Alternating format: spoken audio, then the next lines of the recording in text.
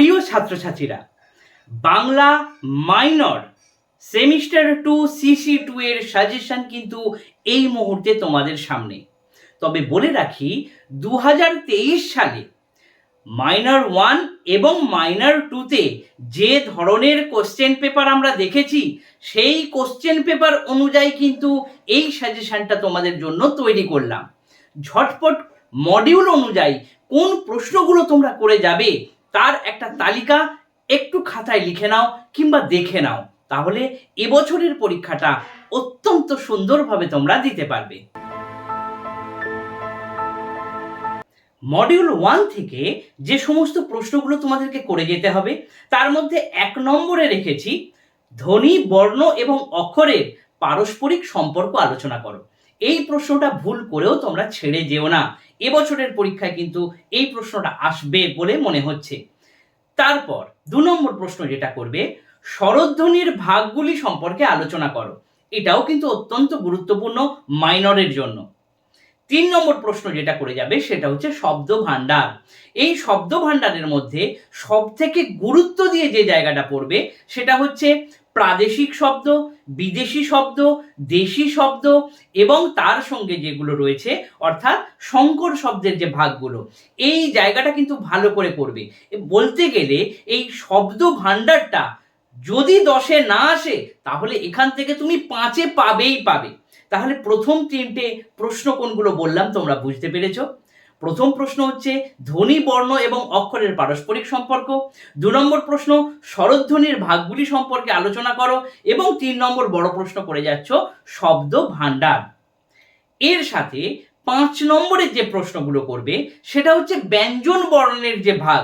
ব্যঞ্জন বর্ণের যে ভাগগুলো এটা কিন্তু বড় প্রশ্ন মেজরে এসেছে, তাই এখান থেকে তোমাদের বেলা 5 নম্বরের প্রশ্ন আসার সম্ভাবনা অত্যন্ত বেশি।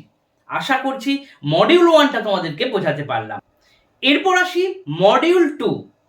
এখানে ধ্বনি পরিবর্তন কিন্তু অত্যন্ত গুরুত্বপূর্ণ, তাই প্রথম প্রশ্ন ধ্বনি পরিবর্তনের কারণগুলি আলোচনা করো। অর্থাৎ কেন যে ধ্বনির পরিবর্তন হয় সে সম্পর্কে আলোচনা। এটা কিন্তু 15 নম্বরের একটা কোয়েশ্চেন আসতেই পারে। এর পাশাপাশি যেগুলো পড়ে যেতে হবে সেটা হচ্ছে ব্যঞ্জনাগম, স্বর লোপ, ব্যঞ্জন লোপ, এই ধরনের প্রশ্নটা আসতে পারে। অভিশ্রুতি আসতে পারে। এছাড়া স্বরসঙ্গতি, অল্পপ্রাণী ভবন, জোর কলম শব্দ, এগুলোর কাকে বলে এবং উদাহরণ সহ আলোচনা করো। এই প্রশ্নগুলো কিন্তু অবশ্যই এখান থেকে করে যাবে। এরপর আসি যেটা খুব গুরুত্বপূর্ণ, সব থেকে মডিউল 2তে যেটা আসবে বলে আমার ধারণা, সেটা হচ্ছে শব্দার্থ পরিবর্তনের ধারাগুলি আলোচনা করো।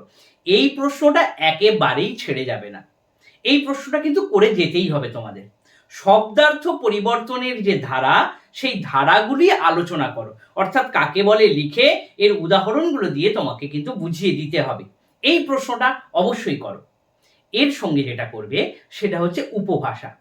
উপভাষা থেকে বড় প্রশ্ন হিসেবে করে যাও বঙ্গালী উপভাষার বৈশিষ্ট্য। এটা কিন্তু অত্যন্ত গুরুত্বপূর্ণ এবং 5 নম্বরে রাঢ়ী করে যাবে এবং বরেন্দ্রী করে যাবে।